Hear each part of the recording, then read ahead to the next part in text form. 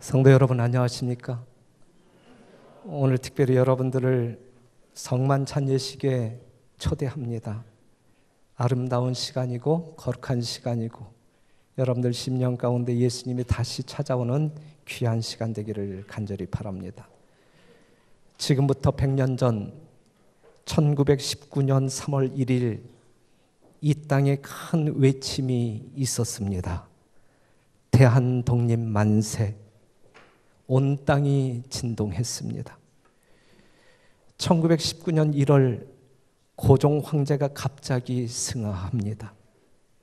일본인들이 독살에 따라가는 소문이 돌자 일본에 대한 증오심이 극에 달합니다. 일본 동경 유학생들이 28 선언이 있었고 국내에서는 종교인들이 모였습니다. 우리나라가 독립국가임을 만방에 알리기 위하여 독립선언서를 작성하였고 3월 1일 인사동 태화관에서 낭독하고 만세를 불렀습니다. 그 후 3.1 운동은 조직적으로 진행되었고 삽시간에 전국적인 만세 운동으로 번졌습니다. 우리 대한민국은 일본에게 모든 것을 빼앗겼습니다. 땅도 빼앗겼고 말도 빼앗겼고 이름도 자유도 몸도 생명도 위안부가 있었고 징용이 있었습니다. 잃어버린 것을 되찾기 위한 몸부림이 3.1 만세 운동이었습니다.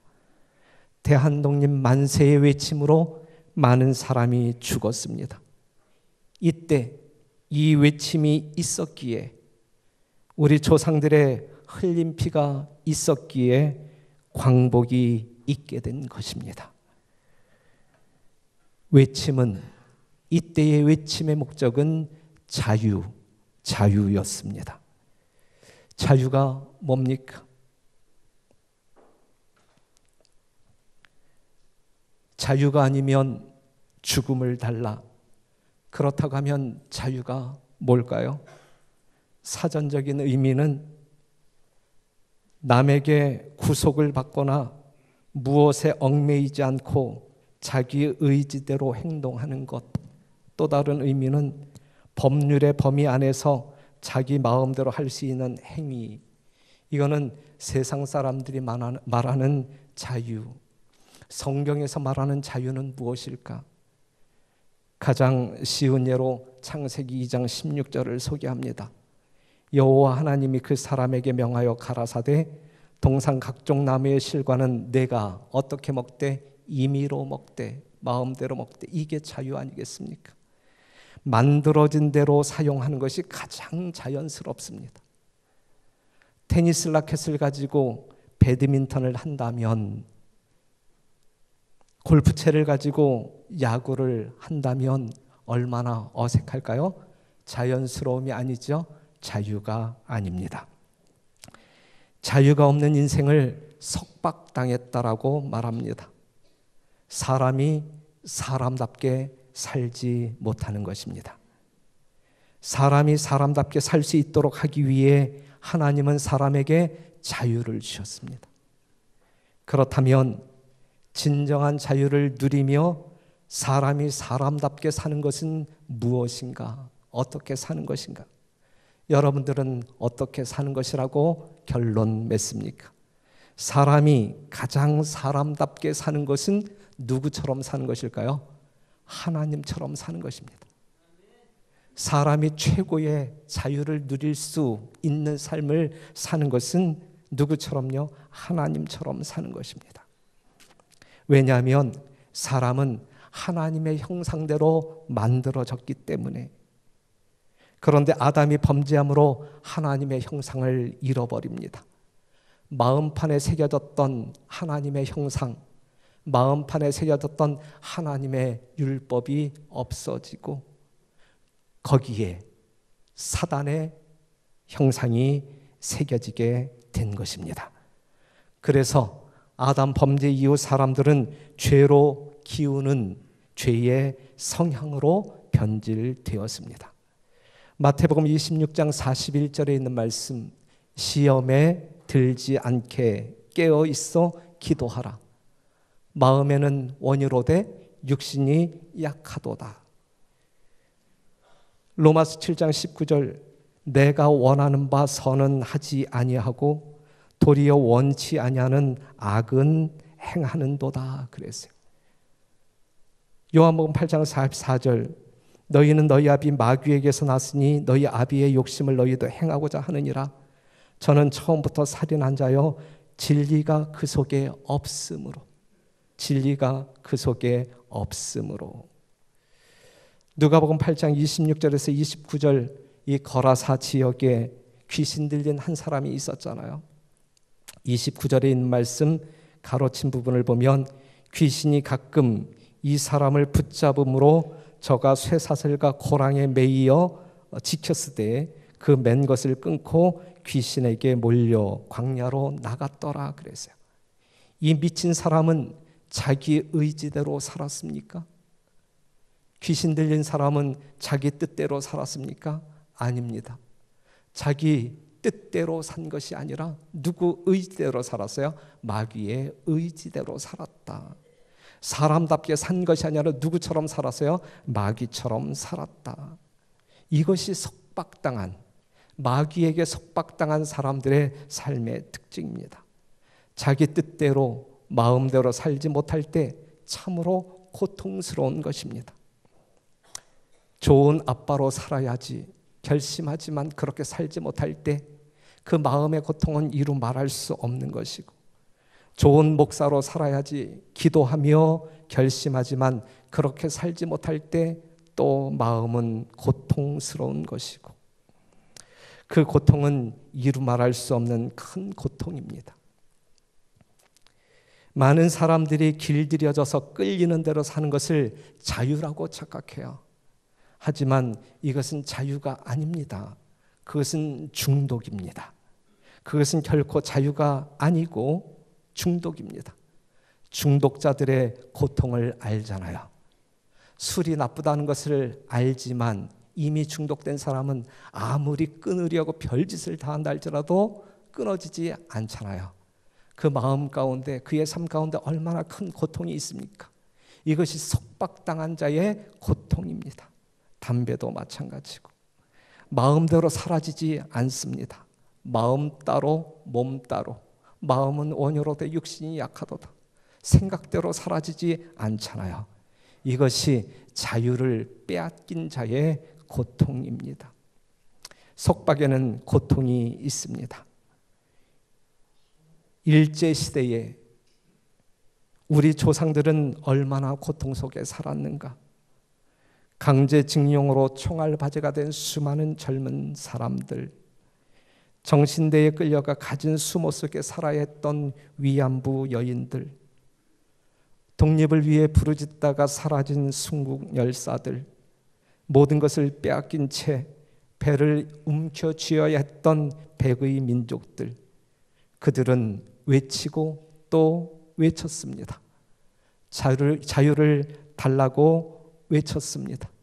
어제가 3.1절 100주년에 애굽 땅에서도 한 민족의 외침이 있었습니다. 누구의 외침이요? 이스라엘 백성의 외침입니다. 출애굽기 2장 23절 다 같이 한번 읽겠습니다. 시작. 여러 해 후에 애굽 왕은 죽었고 이스라엘 자손은 고역으로 인하여 탄식하며 부르짖으니 그 고역으로 인하여 부르짖는 소리가 하나님께 상달한지라 그랬어요. 대한민국은 3.1절을 기하여 외쳤어요. 누구에게 외쳤어요? 만방. 이스라엘 백성들이 애굽의 속박하에서 외쳤습니다. 누구를 향하여 외쳤어요? 하나님을 향하여 외쳤어요. 자유를 찾게 해달라고 부르짖었습니다. 온 인류에게도 외침이 있습니다. 로마서 7장 24절 오호라 나는 곤고한 사람이로다 이 사망의 몸에서 누가 나를 건져내랴. 오늘 이 시대를 살아가고 있는 여러분과 저의 외침 아니겠습니까? 이 외침이 얼마나 크게 하늘을 감동시켜야 되겠습니까? 하나님이 이 외침의 소리를 들으셨습니다. 애굽에 종살이하던 이스라엘 백성들의 외침 들으셨고, 이 바울이 대표한 모든 인류의 부르짖음을 주님께서 들으셨습니다. 그리고 그 하나님은 그들을 자유케 하기 위하여 무엇을 죽이셨어요? 양을 죽이십니다. 그래서 유월절이 있는 것이고, 오늘날 우리나라에 광복절이 있는 것이고, 우리에게는 십자가가 있는 것입니다. 하나님을 향하여 곤고하게 외치는 사람들, 자유를 잃어버린 사람들에게 자유를 주기 위하여 우리 하나님은 양을 죽이셨습니다. 예수님을 죽이셨습니다. 히브리서 2장 14절, 자녀들은 혈육에 함께 속하였음에 그도 또한 한 모양으로 혈육에 함께 속하심은 사망으로 말미암아 사망의 세력을 잡은 자 곧 마귀를 없이 하시며 또 죽기를 무서워함으로 일생에 매여 종노릇하는 모든 자들을 놓아주려 하심이라. 예수님께서 십자가에 죽으심은 묶여있는 우리를 자유케 하기 위하여, 놓아주기 위하여 그렇게 하신 것입니다. 누가복음 8장 35절, 사람들이 그 된 것을 보러 나와서 예수께 이르되 귀신 나간 사람이 옷을 입고 정신이 온전하여 예수의 발 아래에 앉은 것을 보고 두려워하거늘. 예수 앞에 있는 그 사람은 귀신 들렸던 사람이지만 온전한 정신으로 돌아온, 회복된 그러한 사람이었습니다. 귀신 들린 사람이 누구를 만난 후 예수님을 만난 뒤에 온전하여졌습니다. 우리가 사망의 사슬에 매여 있는 속절없는 사람들이지만, 여러분들이 예수님을 만날 때, 십자가를 만나게 될 때에 우리는 온전한 사람으로 하나님 앞에 서게 될 것입니다. 사람이지만 사람처럼 살지 못했던 이 사람이 이제는 누구처럼 살아요? 사람답게 살아갈 수 있었던 것입니다. 사랑하는 성도 여러분, 여러분들은 사람답게 살고 있습니까? 진정한 자유를 누리면서 살아가고 있습니까? 그 자유가 중독되어진, 그냥 습관화되어진 그것에 대한 자연스러움의 자유입니까? 아니면 정말 주님께서 주시는 진리 안에서의 자유입니까? 요한복음 8장 32절, 진리를 알지니 진리가 너희를 자유케 하리라. 진리 안에서 누리는 자유가 진정한 자유임을, 사람이 하나님처럼 살 때에 최고의 자유를 누릴 수 있다라는 이 엄연한 성서적인 진리를 깨닫고 경험하시는 여러분들이 되기를 간절히 바랍니다. 잃어버린 하나님의 형상을 되찾을 때 모든 사람은 자유할 수 있는 것입니다. 나를 지배하는 사단으로부터 노임을 받을 때 내 안에 그리스도가 살게 될 것이고, 그 진리가 내 안에 거함으로 말미암아 우리는 자유를 만끽할 수 있을 것입니다.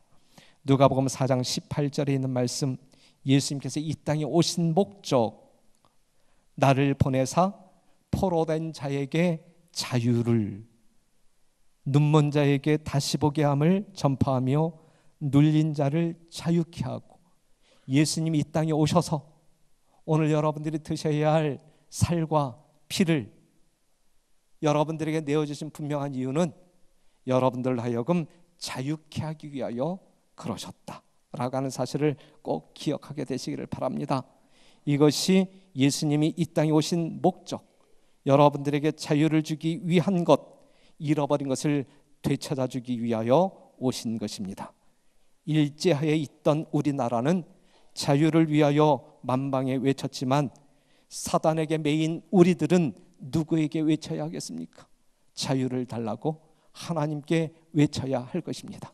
외칠 때 우리 하나님은 여러분들을 십자가로 인도하게 될 것이고, 십자가에 돌아가신 예수 그리스도를 만나게 될 때에 여러분들은 참 자유를 경험하게 될 것입니다. 이것이 우리가 경험해야 할 최고의 행복이 아니겠습니까? 사랑하는 성도 여러분, 마귀의 속박하에 이리 끌려다니고 저리 끌려다니는 정말 내 정욕대로 사는 여러분들이 아니라 진리가 내 안에 거함으로 하나님 앞 하나님처럼 사심으로 말미암아 누리시는 진정한 자유인들이 되기를 간절히 바랍니다. 오늘 그러한 귀한 기별을 성만찬 예식을 통하여 여러분들에게 주실 때에 성만찬 예식을 통하여 다시금 우리 주님과 가까워지고 그 예수님 안에서 진정한 자유를 얻게 되기를 간절히 바랍니다. 마태복음 11장 28절, 수고하고 무거운 짐진 자들아 다 내게로 오라, 내가 너희를 쉬게 하리라. 주 안에서, 주 앞에서 진정한 쉼을 경험하게 되시기를 간절히 바랍니다.